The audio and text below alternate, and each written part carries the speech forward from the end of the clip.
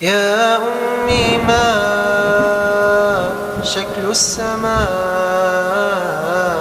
وما الضياء وما القمر بجمالها تتحدثون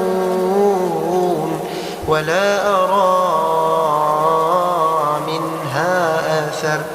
هل هذه الدنيا ظلام هم في ظلام مستمر؟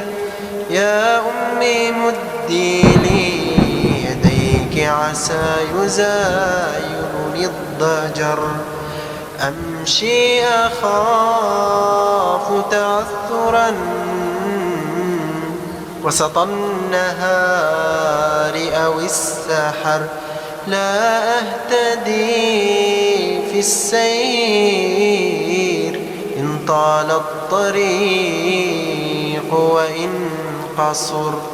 أمشي أحاذر أن يصادفني